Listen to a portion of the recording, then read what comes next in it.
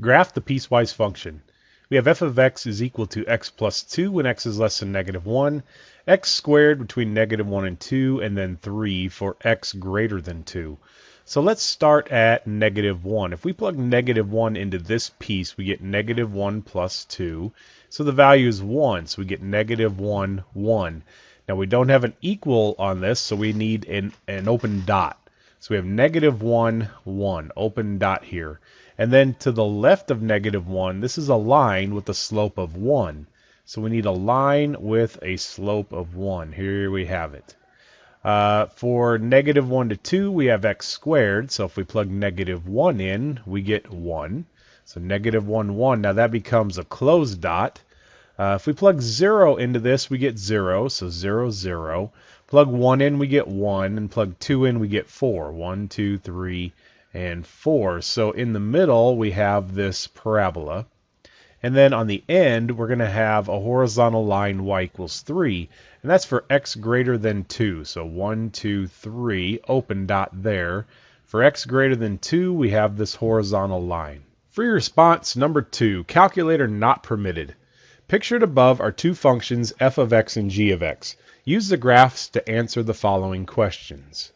All right, let's try to keep the graphs and the question. Let's start that over again. Free response number 2, calculator not permitted. Pictured above are two functions, f and g. Use the graphs to answer the following questions. Identify the domain and range of g. So the domain, the x values go from -5 to 5. So the domain of g is -5. Don't include the -5 because there's an open dot. But we do want to include the +5. So we'll put a bracket there. Now that's the domain. And then the range is from -3 to 4. And we include both of those. So -3 to 4. Could the graph of f of x shown be the graph of one cycle of a periodic function? Justify your answer. Well, that answer is no. This function starts over here at 4, but ends at -3. If it's going to be periodic, if it repeats, it's going to have to get back to 4 before it starts to repeat. So y value does not end where y value started. What are the values of f of g of 5? So let's get g of 5. G of 5 is 2. So we need f of 2. And f of 2 is down here at, let's see, f of 2 is down here at about -4.5. So -4.5. We want f of -2 minus g of -2. F of -2 is 4, so 4, and then minus g of -2 is -3. So we have 4 minus -3, that's 7.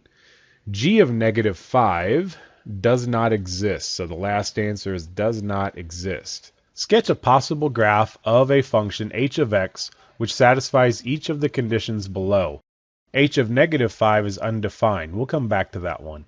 H of 0 is 3, so h of 0, 3, that's a point here. H of -3 is 0. H of 2 is 5. H of 4 is 2. And h of -1 is 1. The range of h of x is -3 to 5. Well, we have the 5 up here. We just don't have all the way down to -3. So why don't we do this? Since -5 is undefined, let's put that down here, but an open dot. Now our range goes from -3 to 5. The domain of h of x is -5 to 4, so we have the domain if we just play connect the dots. H of x is increasing on the intervals -5 to 2 and decreasing on 2 to 4. So from -5 to 2, this is an increasing function, so increasing, increasing some more, increasing, and then increasing to 2, and then decreasing down to 4. Looks like we have it. Let's see how we did. Normally, free response questions on an AP test have 9 points. Let's see if we got all 9. The domain of g is negative 5 to 5. Got that. Range of g is negative 3 to 4. Got it. So we have 2 points so far, 2 out of 9. No, f of x could not be the graph of one cycle of a periodic function. The justification, the beginning and end of a cycle of a periodic function must have the same y value. So I think we got both of those. Negative 4. I disagree with what they have, because don't they have 1 point, let's see.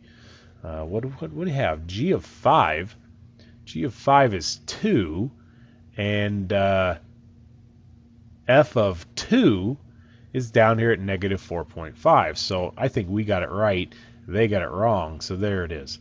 This is 7. We got that. And undefined or does not exist. The final graph is that of a function passing the vertical line test. So that is true. All 5 of the function values listed are graphed correctly. That's correct. And the final graph is connected, having a range of negative 3 to 5 and a domain of negative 5 to 4. Not only did we get them all right, I think we discovered that the key is actually a little bit wrong.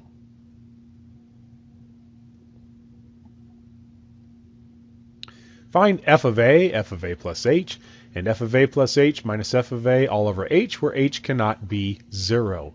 So let's find f of a for this function, which is 2a minus 3. F of a plus h is going to be 2a plus 2h minus 3. We're going to distribute the 2 through the a plus h. And then we're going to take f of a plus h minus f of a, which is 2a minus 3. We're going to put that all over h. So 2a minus 2a is gone. And we have negative 3 minus negative 3. That's gone. So those are cancel.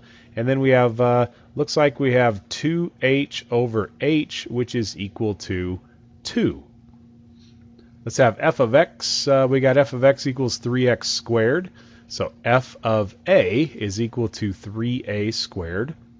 F of a plus h is equal to 3 times. We're going to plug a plus h in for the x squared. And so we get a squared plus 2ah plus a h squared. And then we need to distribute the 3. So 3a squared plus 6ah plus 3h squared. Now we need f of a plus h, which is 3a squared plus 6ah plus 3h squared minus f of a, which is 3a squared, and then that is all over h. Well, the 3a squared is going to cancel, and we're left with 6ah plus 3h squared over h, and now I can factor an h out of the top. Well, we don't really need to factor the 3 out. We have 6a plus 3 over h. The h's cancel, and we're left with 6a plus 3. Now f of x is equal to 4, so f of a is 4. F of a. There's no place to plug in a. F of a plus h is also 4. And then we have f of a plus h minus f of a all over h, which is just 0.